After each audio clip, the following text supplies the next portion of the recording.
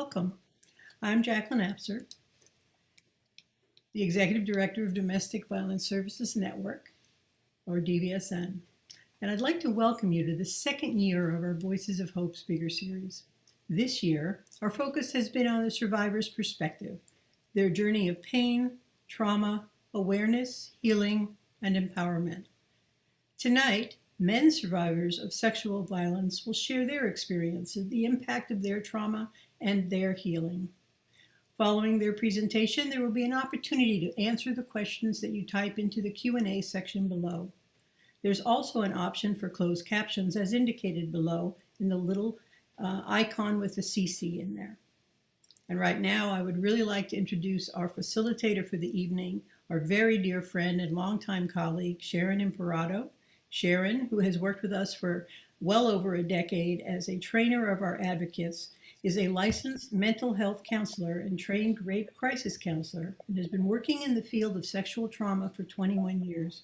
Sharon is currently the Clinical Innovation Projects and Training Director at BARCC and is also a proud member of the MenHealing Weekend of Recovery clinical team. She has extensive experience in counseling survivors of sexual violence and their significant others. Sharon will introduce our guest speakers this evening, Jim and Richard. Please join me in welcoming Sharon. Thank you, Jacqueline. I really appreciate that. I always giggle to myself when everyone says that I started 21 years ago, and I make the joke that I started working when I was 12.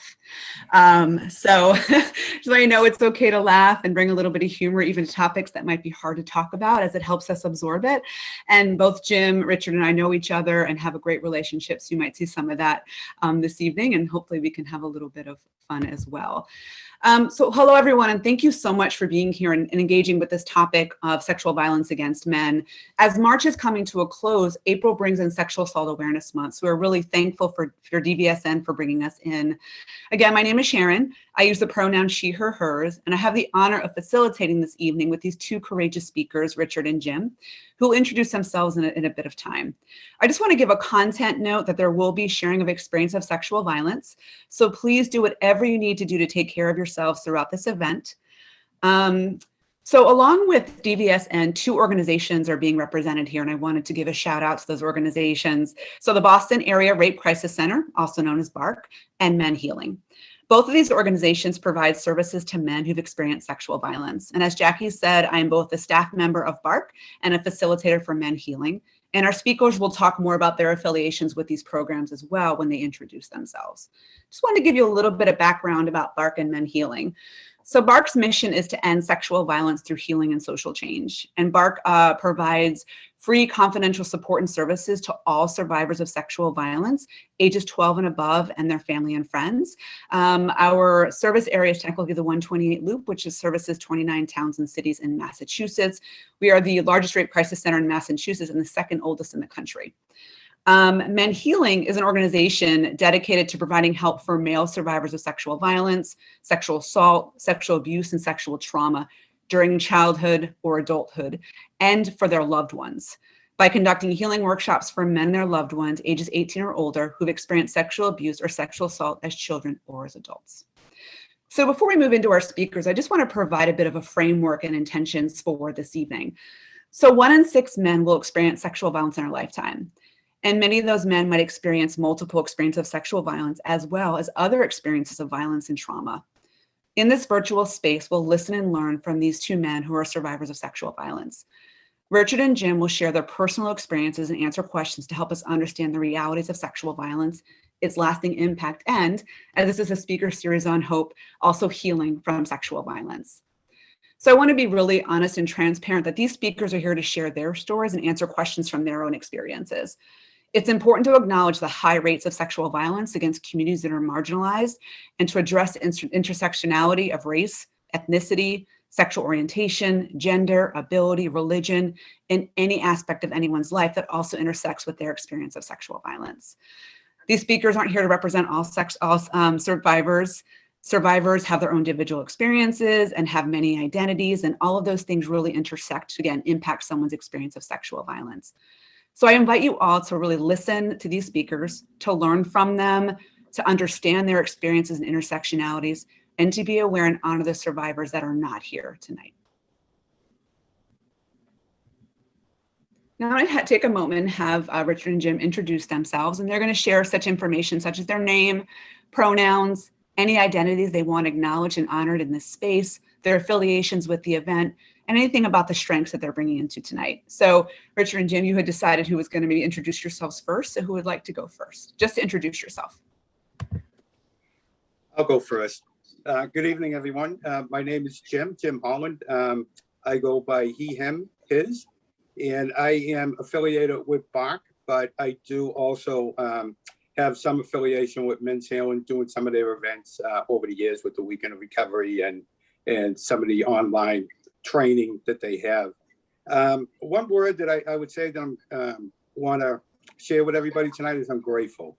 I'm grateful to be here. I'm grateful for this opportunity to not only tell my story, but to hopefully, share some information that, some of the attendees on this call would actually help take away and help themselves personally or help somebody within their social network. So again, glad everybody's here. So Sharon, I'll turn it back to you. Thank you, Jim. Richard? Thank you for that, Jim. That was such a warm welcoming for everyone, and I appreciate it. I felt it in my spirit. My name is Richard Smith. My affiliation is with MenHealing. I'm currently the anti-racism educator, supporting them as they process ways to develop more of a social justice perspective in their work and to make their services more accessible to male survivors of color. In addition to that, I am, my gender pronouns are he, him. I am a healer, a lover, a father, a village keeper, and I am ultimately someone who's deeply committed to supporting people on their healing journeys. And when I say healing, it's not exclusively to harm that is caused interpersonally through sexual harm, but harm that happens in all spheres of our existence in this country. Thank you both, and thank you, Richard, for that. I really just want to thank you both for being here tonight. I'm really honored and to have you here. And you both have inspired me in many different ways in my life. And so I know that you're also going to inspire the audience that we have here tonight. So before what will happen for the rest of the evening is Jim will share his experiences, and then Richard will share his experiences. After both men have spoken, we will then have a question and answer session where you can ask any questions that you want. I'm going to venture to guess that both of them love question and answers. They love to be able to engage with the audience and provide information and educate you on things that you need to know and you need to be educated on. So just feel free to ask the questions. And I'll tell you now before we go into it that the questions you feel like you don't want to ask are probably the ones you need to be asking. So we do really encourage you to do that. But before we begin, before Jim shares his experience, let's all ground ourselves and allow ourselves to be present so that we can truly listen and absorb what is being shared. That also opens us up to asking questions. I do want to remind everyone to take care of themselves as you need to. I'm going to lead us through just sort of a grounding exercise and follow along in whatever way feels comfortable and right for you. Okay, so just take a moment, close your eyes if you would like, or look at a spot in front of you. And just take a moment and notice all points of contact between you and your environment. These can be physical contact, visual contact, or auditory. Just take a moment and notice.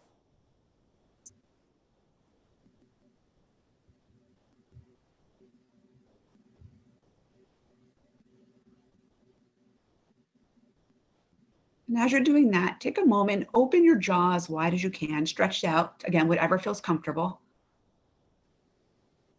And then let it hang where it hangs most natural. You might yawn, and that's okay too.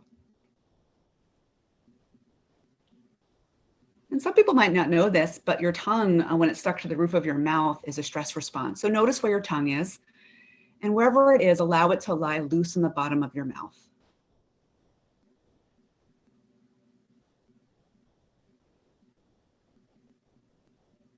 And next, we want your breath to reach as deep as it can into your belly.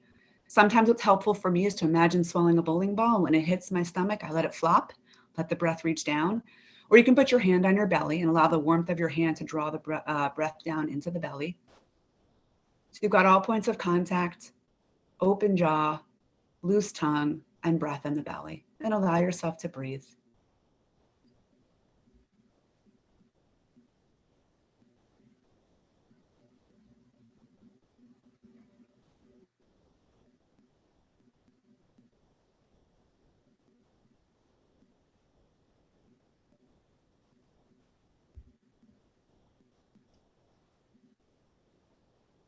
Thank you all so much.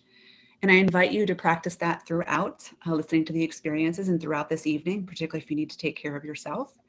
And we'll reground before Richard shares his story after Jim, just to give you a heads up what's coming next. And so I'm actually going to stop speaking. I'm not the people you're here to listen to. So I'm going to stop speaking now, and I'm going to pass it over to Jim. And Jim, thank you so much for speaking. And I'm going to pass it to you and let you start whenever you're ready.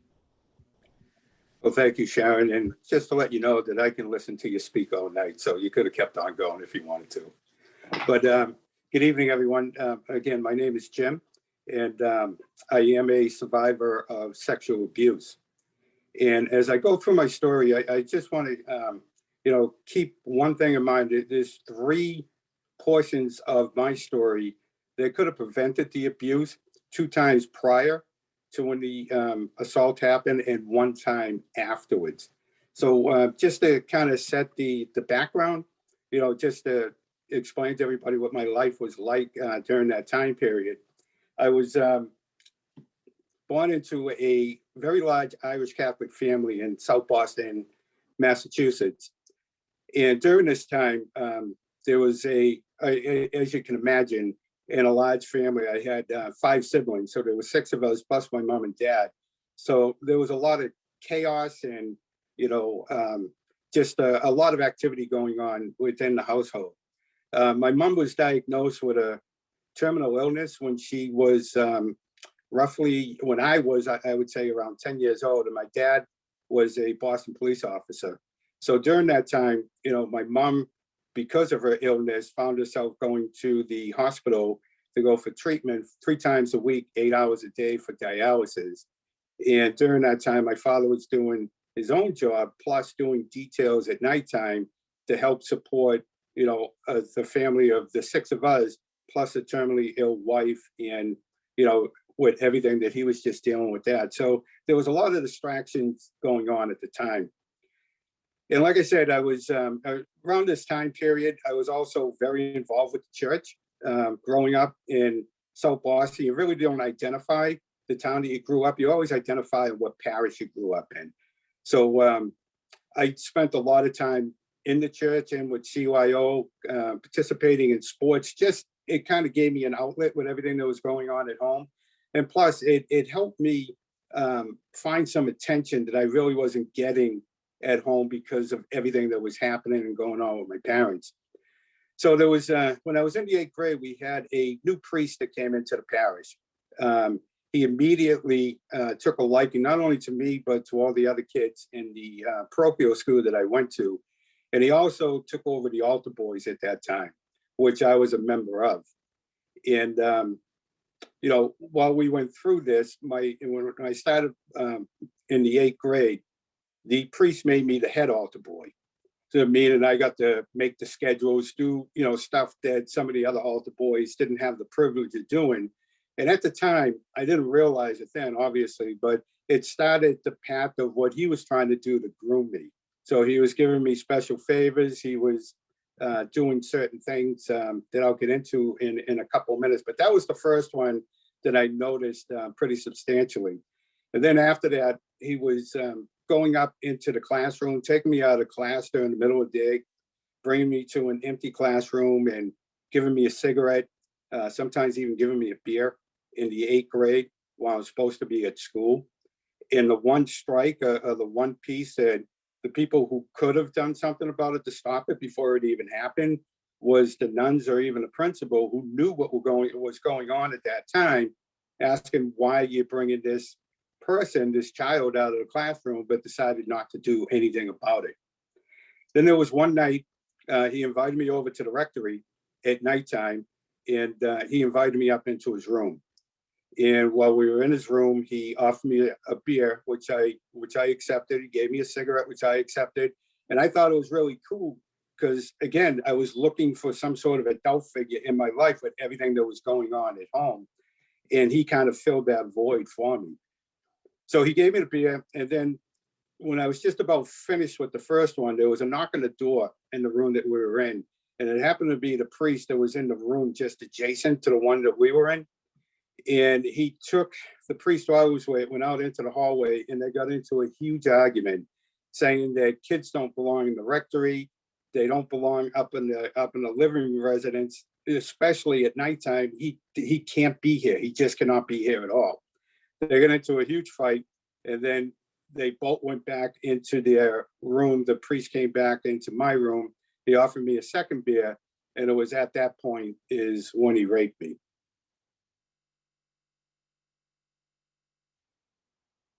So after that was over with, this was really strike number 2 now. The first one was with the nuns who could have stopped it while I was coming out of the classroom. The second one was with the priest who was next door, who knew what was going on, but decided not to do anything to get me out of that situation. So the next couple of days, I went home. I started to feel a really bad pain in my rear end. My mom thought it was hemorrhoids, told me to go get some preparation H. I did. That didn't do anything. So she took me to the local hospital in downtown Boston. Went in and met with the physician, and he started to do an examination on me. And he looked up at me and he goes, "What are you doing down there?" And I turned around. I said, "What are you talking about? I have no idea what you're talking about." Because the part that I forgot to mention, that because the assault was so traumatic, there was pieces of it that I just totally forgot.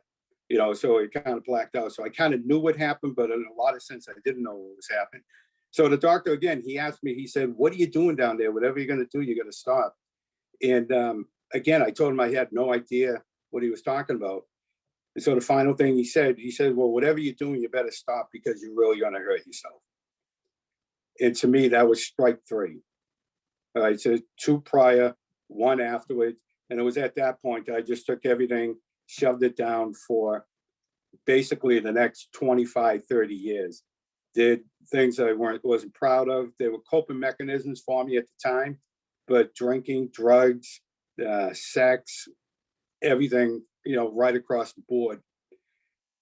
And then fast forward about 30 years when the story came out about the Archdiocese of Boston with the sexual abuse, some of the memories started to come back. And when I was thinking about it, I was like, no, that couldn't have happened to me. There's no way that couldn't happen to me. I was, I'm a guy. I'm supposed to be able to protect myself.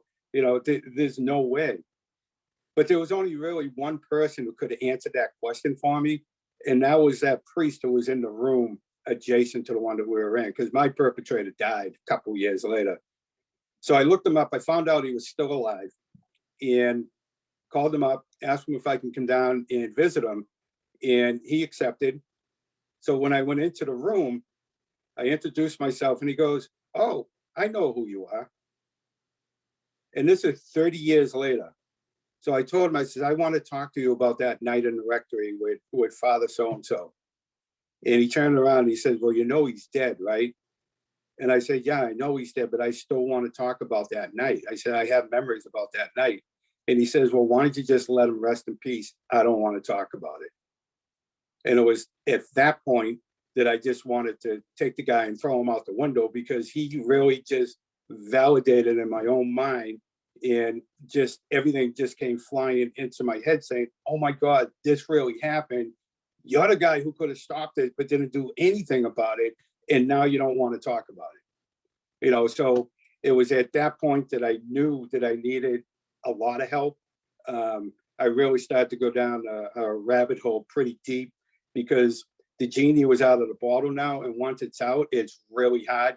There's no way you can, try to control the situation like I did for the 30 years prior to that. So fortunately for me, I went online and I found a website called Male Survivor, and they actually had resources in each one of the states. Reached out to the one in Massachusetts, found out that they were doing a 12-week group just with men. I think it was either the first or second group that they were doing.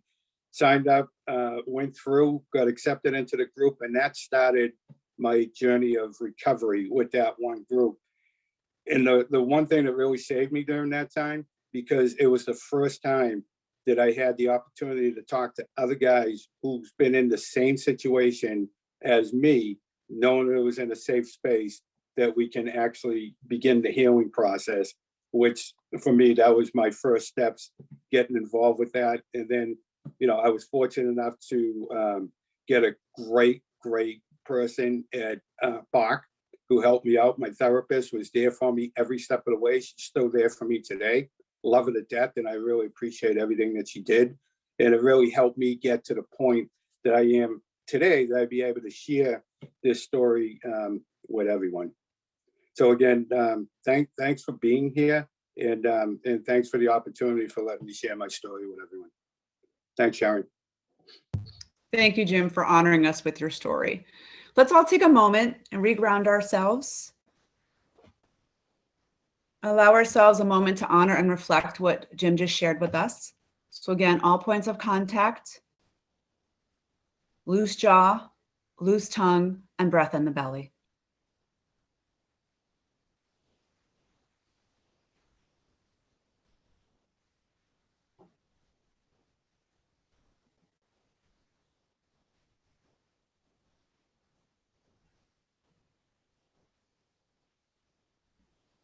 Thank you, everyone, and thank you, Jim. And Richard, I'm going to pass it off to you. And again, please feel free to start whenever you're ready. First of all, I'm sorry, Jim, that happened to you. And I'm so grateful that, you know, you're using your experience to help support other people's healing. And so it takes a tremendous amount of courage to do that.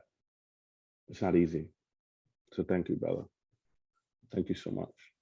Thanks, Richard. It's so interesting because I rarely talk about my story, right? It's like doing work to help others. It's easy for me to get caught up in talking about other people's struggles and trauma. And it's even a situation in which sometimes it's like my trauma wasn't as bad as someone else's, right? But my trauma and my experience of sexual abuse was tough, and it was very challenging, and was very hurtful, and it was also exacerbated by all of these other things that I'll share a little bit about. But what I'll say is that my experience of sexual harm came at the hands of multiple people. It was my brother, my half brother, who was a few years older than me, who, similar to what Jim shared about, like, I just wanted to be accepted. And as you were talking, Jim, I was thinking about it. You know, one of my friends that says acceptance is like one of the most addictive things, behaviors. And I wanted to be accepted by my older brother. And I don't even know what he had been through in life that, you know, caused him to want to take advantage of me sexually.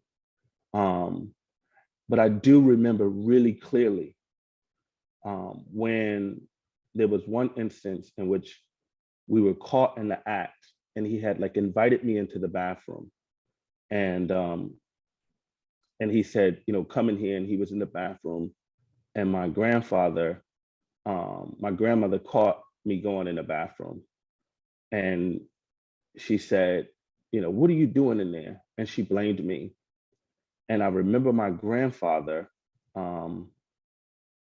taking me out into the yard, and they were having a party at the time. And I remember him beating me and scolding me and telling me, stop, don't do that, right? And I remember my brother, who was a few years older than me, sitting back like it was me, right?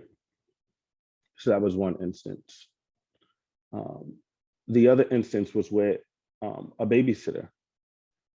And that was a complex situation because, you know, one of the things that I know is that there's so many stereotypes that are associated with my identity as a Black man. And that's why I appreciate you, Sharon, for talking about the importance of intersectionality and understanding the role that race plays in things.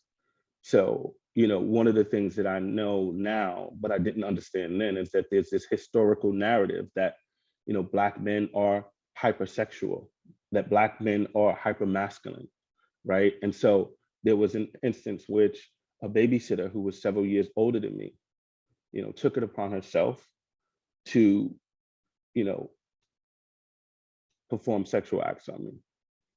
And I remember bringing it to the attention of my brother, who was similar in age, and he said, she did it to me too, you know. And it was almost like, it was like a rite of passage. It was something that I should have enjoyed, but it wasn't nothing that I felt messed up. I felt sad. I felt bad. I felt angry. And that's the other thing that I want to add to this conversation about my story. Like, you know, one of the biggest challenges for me to like cope with this was specifically as it related to my brother and the harm that he caused me, was the fear that I would be considered effeminate or gay, right? Which is something that is extremely taboo in Black and Brown communities, right? And one of the ways that I cope with that, and I didn't realize this, because unfortunately the coping mechanisms that I engaged in led me on a really dark path. But one of the ways that I learned to cope with it early on was I became very angry, very aggressive, and very violent. And one of the things I knew is that that was the way that I felt less insecure about my identity. Because I didn't know at that time that I was a child being taken advantage by an older child. I didn't know that my body was responding biologically. And it didn't mean that I liked it. And this is, obviously, this is not to say that, you know, this is a question of anyone's identity, sexual identity. But for me, that was something that I wrestled with, right? And it wasn't until, you know, my coping mechanisms, similar to Jim, that included substance abuse, that included me becoming very aggressive and violent, basically acting out, basically trying to run from these feelings of thinking that I was gay, that I was weak, because I had internalized these ideas of masculinity that were even more intensified in Black and Brown communities, right? Because of that other thing, in addition to the hypersexualities, that we are considered to be hypermasculine, right? And so all of these things were kind of reinforced in my neighborhood, in my community. And then you couple that with a war on drugs that was happening during this time, that was specifically targeting Black and Brown communities, right? And so I was gobbled up in what we call the mass incarceration. And I found myself incarcerated at the age of 16. And then I would go in and out from 16 to the age of 31.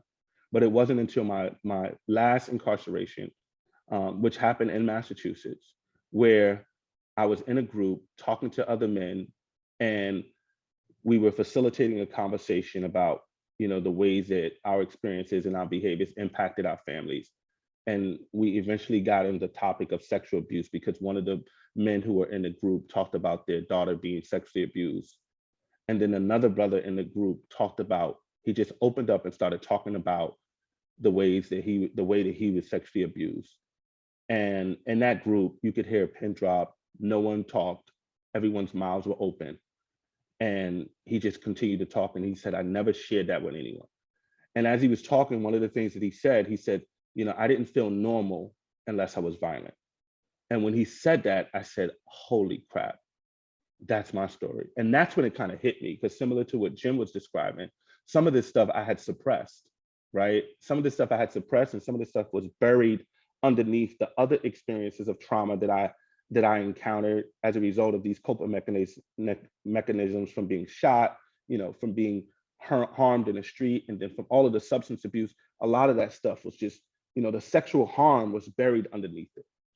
You know, the other thing that I say, you know, and this is why it's so important to have a race lens, specifically understanding the role that racism plays in the experience of Black and Brown people, is because I didn't get therapy, right? These behaviors of aggression, of violence, were reinforced in my community by other Black and Brown people who had internalized these oppressive ideas, right? That this is who we were. I got prison, I got jail, you know? So when other people were getting the support that they needed, and I know that it's not always guaranteed, and it's even the resources and services for men are scarce.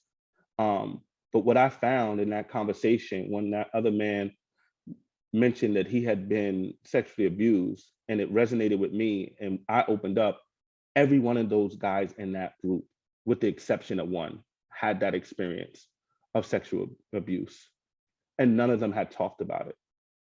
And many of them thought that they were just tough guys, rough guys.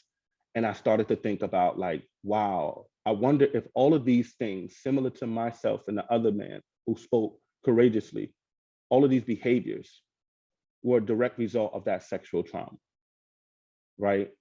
And our feeble attempt to try to reclaim our power, to consider ourselves strong under this system of white supremacy and patriarchy that puts all of these restrictions on our identities and our capacity to exist.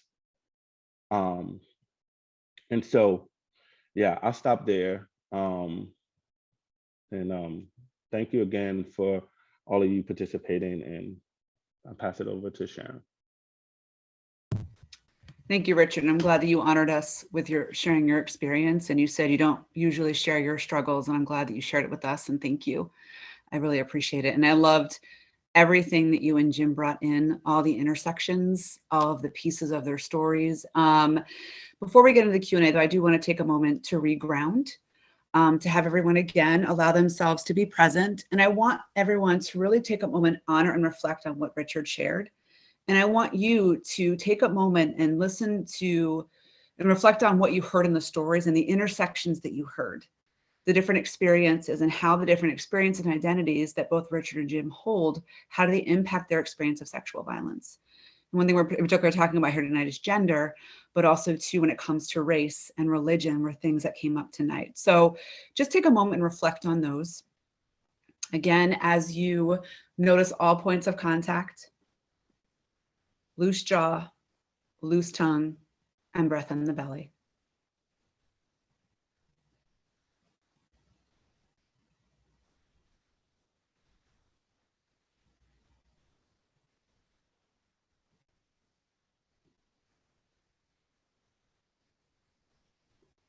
And as you reflect, ask yourself, what am I curious about? When it comes to the stories that Richard and Jim shared, what am I curious about? What will be helpful for me to know? What information do I need? Take a moment and ask yourself that.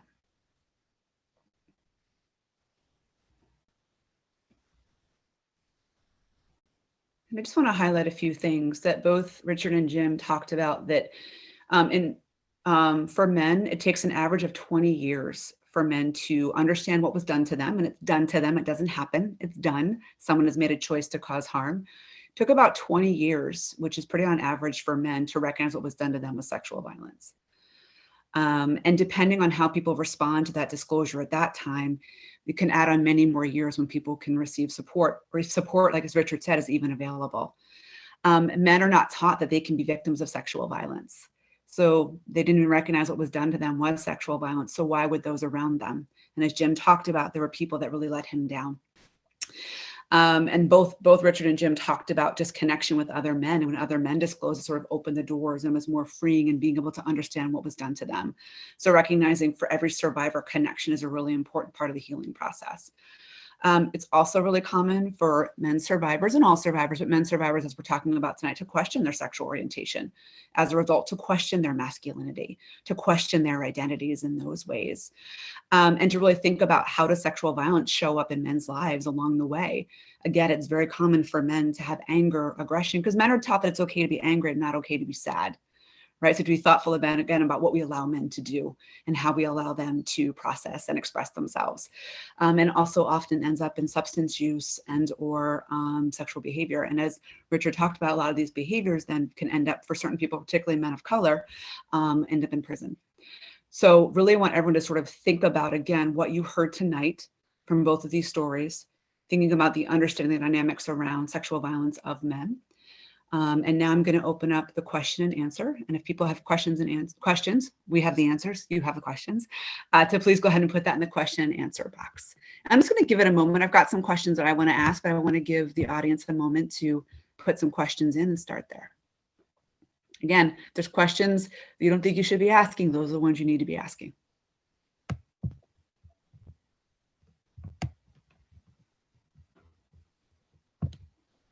So I'm going to ask you both to share, as hopefully the audience puts in questions, is again, we're here to talk about men and men's experience of sexual violence. And again, as I mentioned, men are not taught that they can be victims of sexual violence. So you both had sort of touched on pieces of that in your story about when you recognize what was done to you with sexual violence.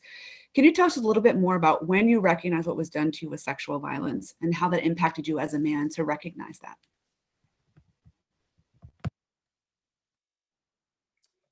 For me, I recognized it was sexual violence after I had that conversation with the priest that was in the room adjacent to mine, because he filled in the missing parts of my story that I needed to hear. I didn't want to hear, but I know I needed to hear.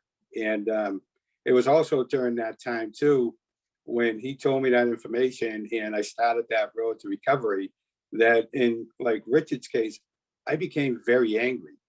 Extremely angry that I've lost, well, as I was telling myself at the time, but I lost like 25, 30 years of my life doing things that, you know, I could have been going down a better path or a better road. And the anger was really there, directed at him, directed at the other priest, directed at a bunch of people at that time. But it was the, you know, in terms of finding out about it, it also got me started down that path where I can reach out, went to, like I mentioned, I went to the Male Survivor website, found out the resources that they had in Massachusetts and started the road there. But the part I think I just want to stress to everybody, because as Sharon was saying, that it takes 20 years on average for a man to even recognize that they were sexually assaulted, sexually abused, raped, whatever word you want to use. And during that time, a lot of things happen, you know, so if it takes 20 years, and for me, it took 30 years, when I became very angry, I became angry at myself saying, well, you know, I'm a guy, I should have been able to do something about it to be able to protect myself. But at this point, I was looking at it through the eyes of a 45-year-old man as opposed to a 12-year-old boy. And there's a big difference. It took me a long time to be able to get over that. But to answer your question, Sharon, yeah, that's when I found out that it actually really did happen.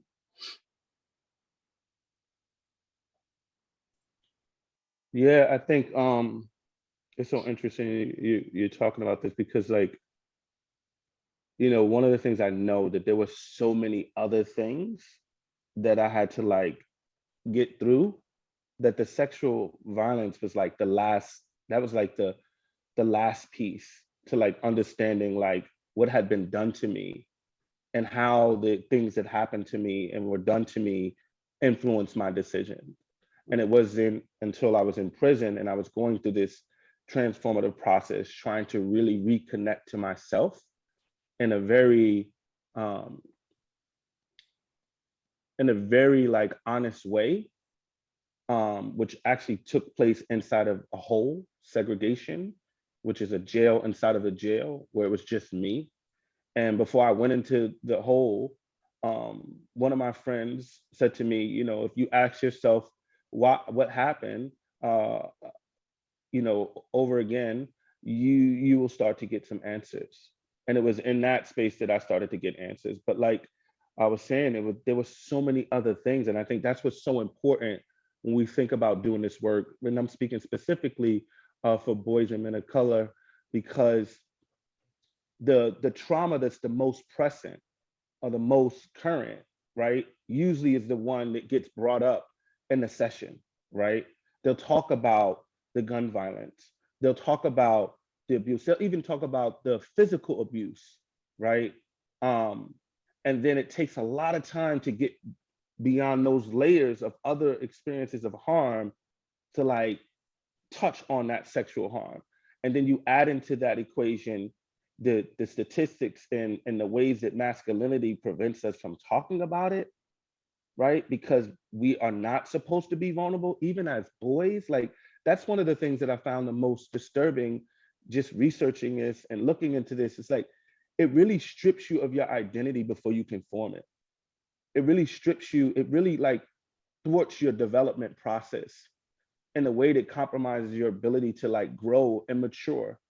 And so, yeah, the first time that I realized that was later in life. I was probably about 30 years old.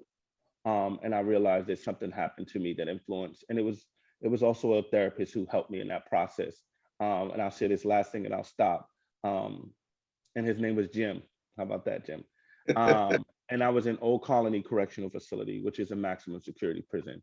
And Jim was a guy who, I only went to see Jim because they said, Jim is a guy that'll let you use the phone, right? And you're in prison, you got to call everyone, collect. I didn't have people that could afford to accept my expensive collect calls from prison.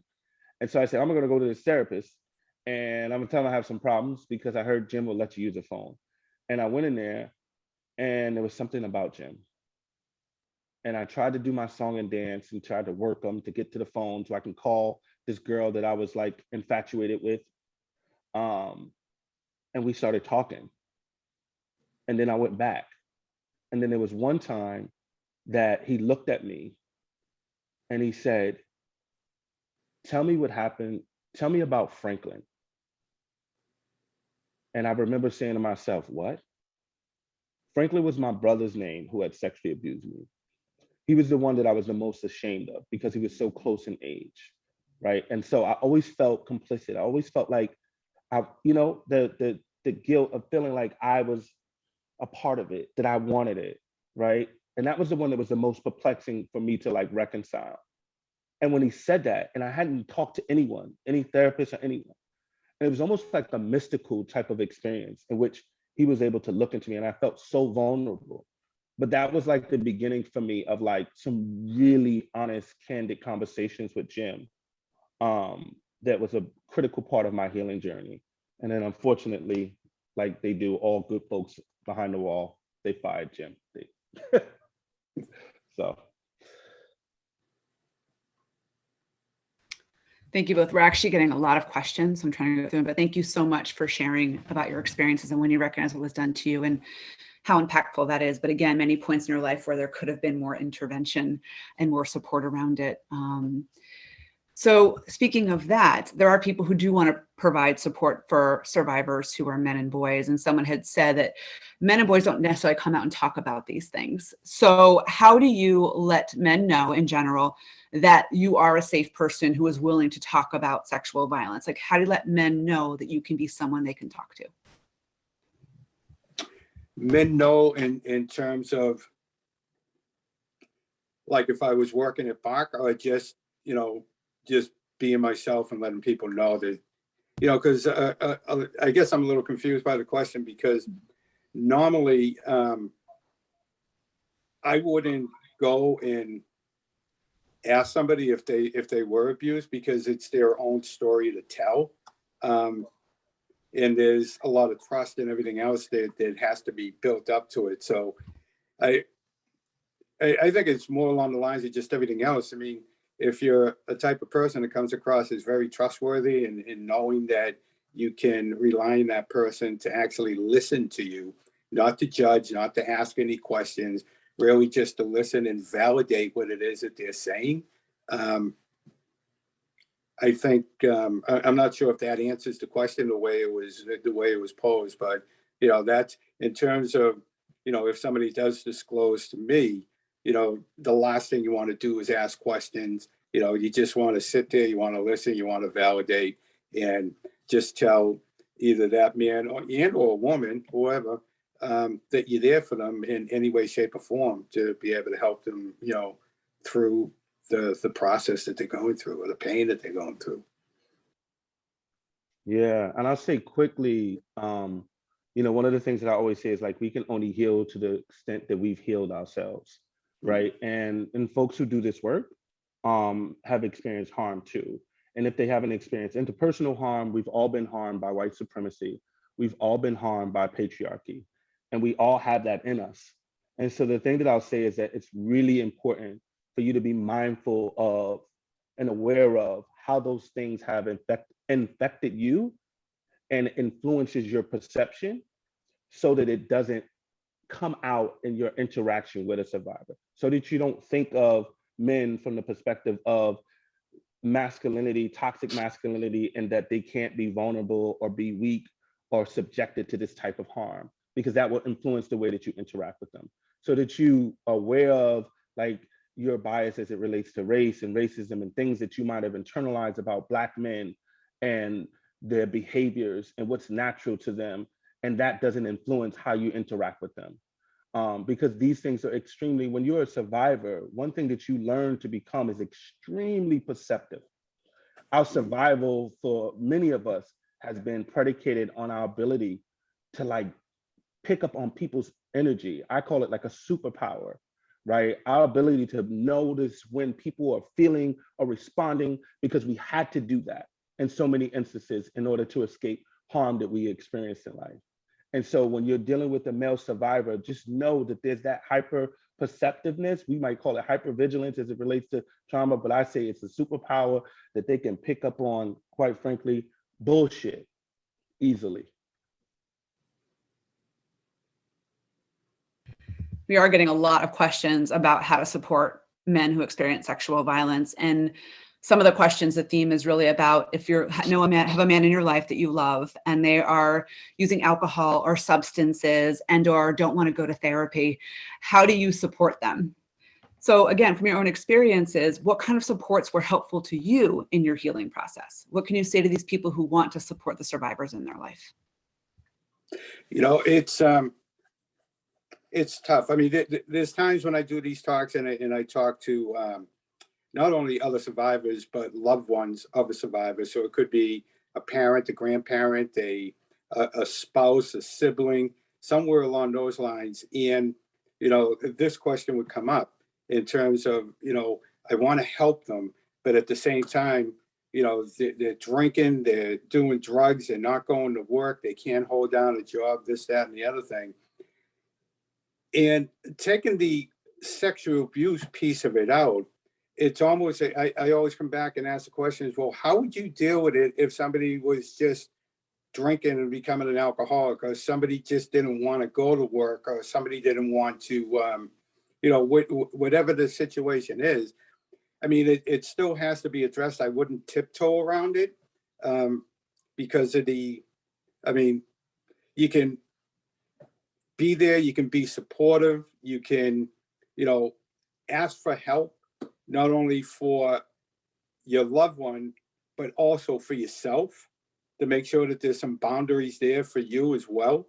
Because it's very, very important, because when you get down the road of recovery, and especially with survivors, but it can really fall into any category, until that person is willing to accept and be willing to be able to receive some sort of help at that time, it's going to be really, really, really difficult to be able to put them on the right path. But again, it's difficult, but I would say just stay with it, be supportive of it. But at the same time, you have to put those boundaries in place too, because you want to make sure it doesn't impact your life to a point that it's, you know, it's really having a negative effect on you and your life. Yeah, and I'll add to that. Well, I'll start with what wasn't helpful for me, and it's kind of answering one of the questions I saw in the Q&A. I didn't think about legal ramifications, right? And I think that's a really complex aspect of this experience, especially in someone like in my case, right? Because it was my brother, right? I don't want my brother to go to jail. I don't want anyone to go to prison, right? And we know that we don't have a system in place that is restorative in nature. It's strictly punitive. And the reality is accountability and punishment are not synonymous, because you can punish someone and send them to jail for 10, 20 years, and they'll never do the work they need to do to heal from the trauma that they've experienced that caused them to hurt someone else. And we know that hurt people. But it needs to be something in place that's an alternative to this system that we're operating under, that is strictly punitive and retributive, that we will facilitate healing, because that's the way that you hold someone accountable. That's the way that you prevent sexual harm from happening to other folks. And so that was an approach I was thinking about, legal ramifications. What was helpful was the same thing that I was always seeking, which was connection, which was acceptance, which was being in the presence of other folks who shared my experiences. That's why the work of MenHealing is so important, because they create spaces where people who've shared these same types of experiences that we don't have the spaces and the opportunities to talk about, whether it's with our family members or not. And sometimes, unfortunately, with the family members, it gets even more confusing, right? Especially if you want to talk to a parent.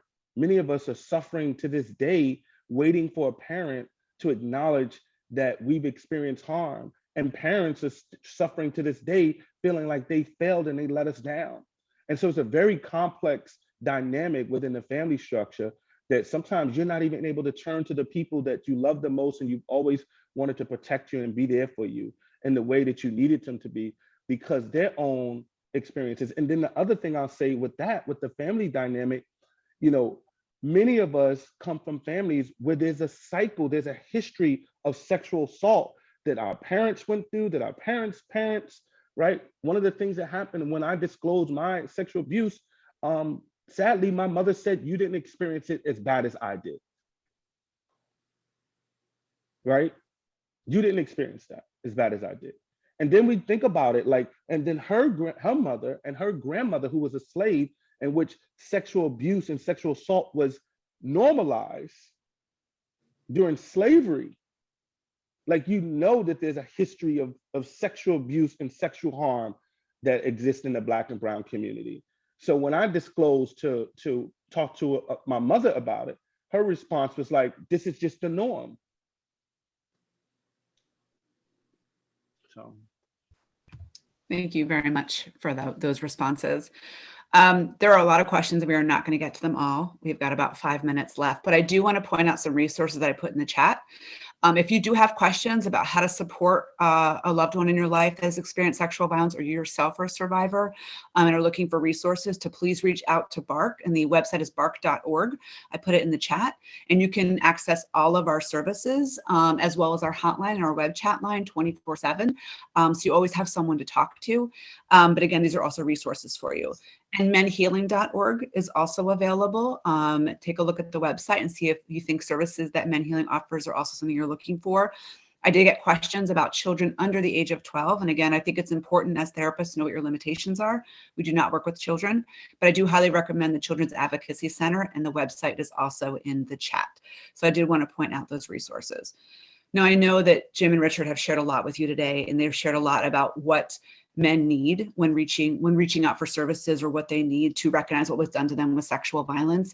And a lot of it is they just need us to recognize that men are victims of sexual violence, right? The top 2 reasons survivors don't ever disclose is not being believed and being judged, right? So men not being believed that they experience sexual violence, and then being judged for their experiences of sexual violence. And again, the judgment comes from the misunderstanding around the intersectionalities of sexual violence. And so I think we've talked a lot about that today. And Richard, thank you so much for bringing all of that in.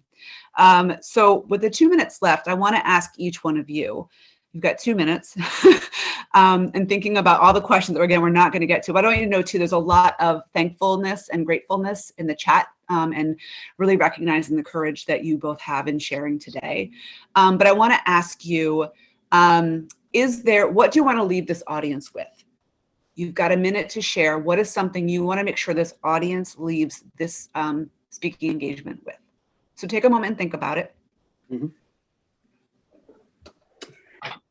The one thing I would say is, and I say this with every talk, knowledge is power. And like Sharon was saying at the beginning, I mean, 1 in 4 girls and 1 in 6 boys will be sexually assaulted prior to the age of 18. You think it would have people running around with their hair on fire, yelling and screaming, but based on, you know, Richard's story and my story, that's not the case. Or even other stories that you hear about every single day. The one thing that I'm passionate about is, with that knowledge, and this is more along the lines for people in the audience that have children. And I just want to share just a quick story. My son, back when he was 8 years old, was going through a phase where he had stranger danger, and he thought somebody was going to run out of the woods or jump out of the car and drag him away, and we would never see him again. And I told him during that period, I was like, you're at an age right now that you're always going to be with somebody in authority, whether it be one of your parents, it could be a teacher, it could be a coach, an after-school counselor, something along those lines. However, when you're with somebody and they start pulling you aside and doing things just with you, as opposed with the rest of the kids, so they're pulling you aside to give you a soda, they're pulling you aside to give you a candy bar, and nobody else is doing that, I need to know about that yesterday, because that's when you can almost start to stop the cycle. Because unfortunately, in our stories, when these things happen, we're not going to be there to be able to stop it. But being able to pass on that information and that knowledge to kids that you would hope would remember it if they found themselves in that situation, could kind of raise their hand and feel comfortable going back and maybe break that cycle. But that's what I wanted to leave, and just to let everybody know, recovery is possible. It's hard. It's not an easy road. Like Richard was saying, you're vulnerable, and as a guy being that vulnerable, to get out of here, get from your head to get to your heart to talk about your feelings is not an easy thing, especially as a survivor. But there is hope, there is recovery, and it can get you to a place that you can survive and prosper and know how to handle some of the bumps in the road that may come across as you go on your journey. And then thank you, Jim. And I'll say this is for family members, this is for loved ones, this is for partners, this is for children. The last thing I want to leave you with is that you're also deserving of healing. As Jim and I discussed, our coping mechanisms, quite frankly, has caused us to harm other people, whether we were intentional or not, whether we were just hurting ourselves and it was symptomatic of our trauma experiences. The reality is, as loved ones, as spouses, as partners, as children, as mothers, as fathers, as friends, sometimes our behaviors hurt you. So it's so important for you to also do the work to heal from the experiences that you've had that were hurtful, just through loving us and trying to be there for us. Thank you, Rich. I think it's really important. I want to remind people that both BARCC and MenHealing do offer services for loved ones of survivors. And I just want to bring attention again, connection is so important, and support and services are so important. I do want to bring attention to what someone shared with me in the chat, that the Center for Hope and Healing has a program called BOS, which is Brotherhood of Strength. So for men survivors, and that again, both BARCC and DVSN offer services, and that the Center for Hope and Healing, thank you so much, Marianne, for sharing, has a children's program. So again, for any of those who are asking about services for children, the Center for Hope and Healing also has a program for children. I'm very aware of the time, and boundaries are always really important, particularly when working with people who've had their boundaries crossed. So I want to be really thoughtful of that. But I want to take a moment and really thank Richard and Jim for sharing themselves, for the courage to be vulnerable and put themselves out there and share their stories with all of us. And hopefully you're all taking something away from tonight, and just asking yourself in this moment, what am I taking away from tonight? And as we do that, I just want Richard and Jim, if you have a chance to look at the chat and just recognize all the thank yous and the people really honoring sort of what you've shared here today. So again, thank you both so very much. Please reach out for services. I know the recordings of this will also go out, but I also want to make sure that Jacqueline, if you would like to say a few words, that I pass it back to you, and I'll stop talking. Thank you very much. Thank you both. Thank you all three. Very, very touched by your stories, by your courage. I believe that Sharon started out with how courageous you were. Several people in the chat and Q&A have mentioned that as well. I really was touched by Jim, who opened up with gratitude and gratefulness, and how much he enjoyed the opportunity to be able to be here for us. And of course, we mutually reflect that back to you as well.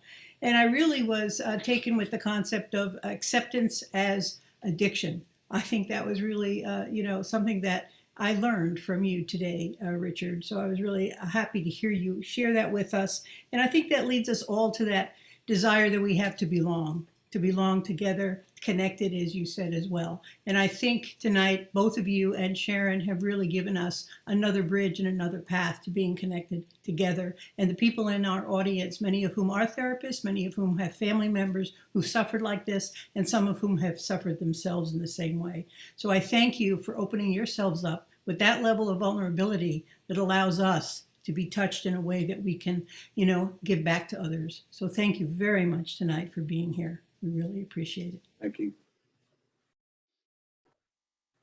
Last word, I'll say thank you to Jessica in the background, who's done all the background stuff for us. Thank you, Jessica.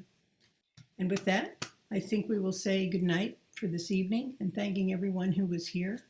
We had a nice turnout. We're delighted. And as I said, I think you've really made a difference for us tonight, both of you, Jim, Richard, and as always, Sharon.